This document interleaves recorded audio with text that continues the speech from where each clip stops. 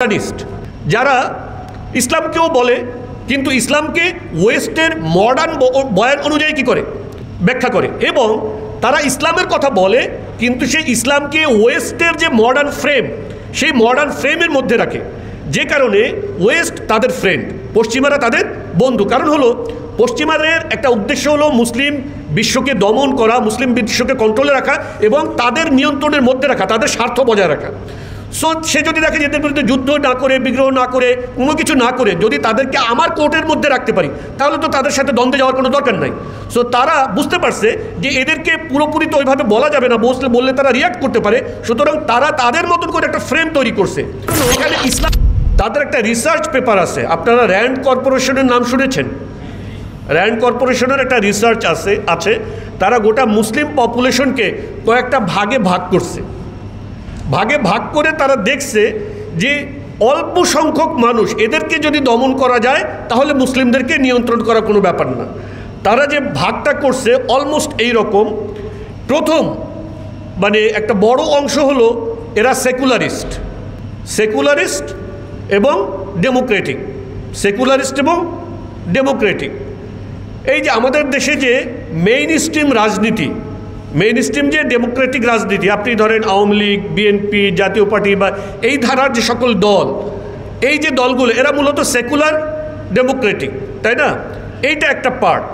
দ্বিতীয় আরেকটা হলো মডার্নিস্ট যারা ইসলামকেও বলে কিন্তু ইসলামকে ওয়েস্টের মডার্ন বয়ান অনুযায়ী কি করে ব্যাখ্যা করে, এবং তারা ইসলামের কথা বলে কিন্তু সেই ইসলামকে ওয়েস্টের যে মডার্ন ফ্রেম সেই মডার্ন ফ্রেমের মধ্যে রাখে, যে কারণে ওয়েস্ট তাদের ফ্রেন্ড, পশ্চিমারা তাদের বন্ধু। কারণ হলো পশ্চিমাদের একটা উদ্দেশ্য হলো মুসলিম বিশ্বকে দমন করা, মুসলিম বিশ্বকে কন্ট্রোলে রাখা এবং তাদের নিয়ন্ত্রণের মধ্যে রাখা, তাদের স্বার্থ বজায় রাখা।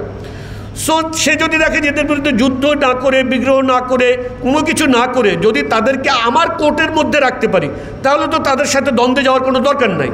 সো তারা বুঝতে পারছে যে এদেরকে পুরোপুরি তো ওইভাবে বলা যাবে না, বললে তারা রিয়াক্ট করতে পারে, সুতরাং তারা তাদের মতন করে একটা ফ্রেম তৈরি করছে যেখানে ইসলামেরও একটা ভাইব থাকবে কিন্তু মূলত ব্যাপারটা হবে পশ্চিমা ফ্রেম। সো এক শ্রেণী এরা হলো মডার্নিস্ট, এরা ইসলামের কথা বলবে আবার ডেমোক্রেসির কথাও বলবে, ইসলামের কথা বলবে আবার ডেমোক্রেসির কথাও বলবে।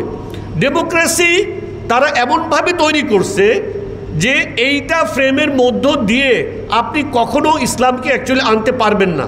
কোনো একজন লোক বলেছিলেন যে কোনো একটা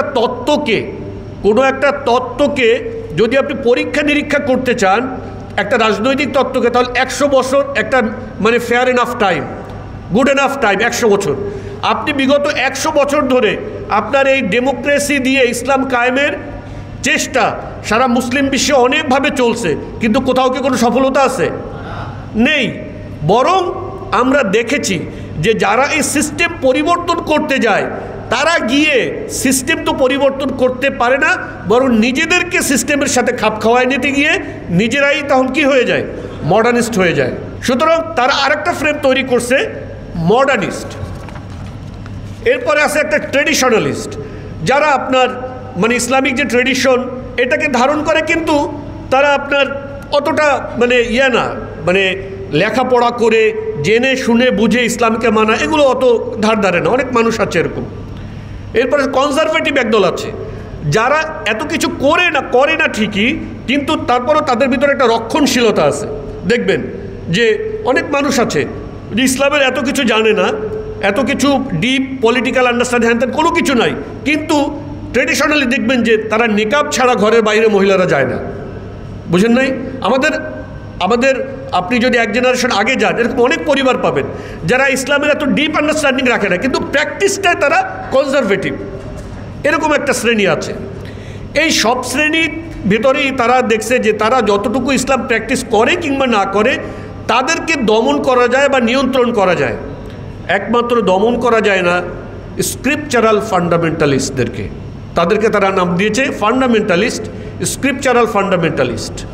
এবং তারা এরকম একটা আপনার ছক আঁকছে, এরকম প্রথম বড় রাউন্ড, সেখানে সেকুলারিস্ট, এরপরে আপনার মডার্নিস্ট, এরপরে আপনার কি বলে ট্রেডিশনালিস্ট, এরপরে কনজারভেটিভ, একেবারে মূল জায়গাতে এসে তাদের আছে হলো ফান্ডামেন্টালিস্ট। এই যে ফান্ডামেন্টালিস্ট শ্রেণী, যারা ইসলামকে ঠিক সেভাবে দেখতে চায় যেভাবে রাসূল সাল্লাল্লাহু আলাইহি ওয়াসাল্লাম এই দিনকে দুনিয়াতে নিয়ে এসেছেন, যেভাবে সাহাবায়ে কেরাম রাদিয়াল্লাহু তাআলা আনহুম আজমাইন এই দিনকে প্র্যাকটিস করেছেন, যেভাবে তাবেঈন তাবে তাবেঈন আইম্মায়ে মুজতাহিদিন এই দিনকে এই দুনিয়াতে ছড়িয়ে দিয়েছেন, ঠিক সেভাবে তারা আবার ইসলামকে এই দুনিয়ার বুকে ফিরিয়ে আনতে চায়।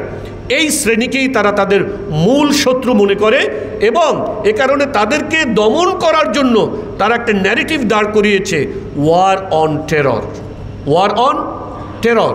এবং মুসলিম বিশ্বের ভিতরে, মুসলিম দেশের ভিতরে এমনকি দাড়ি টুপিওয়ালা মানুষেরা, এমনকি 5 ওয়াক্ত নামাজ পড়া মানুষেরা, এমনকি ইসলামী বক্তা আলোচনা করা মানুষেরা, এমনকি যারা ইসলামের জন্য অনেক কিছু করতে আগ্রহী সেরকম মানুষেরা, তাদেরও অনেকে তাদের এই বয়ান দ্বারা প্রভাবিত এবং কনভিন্সড।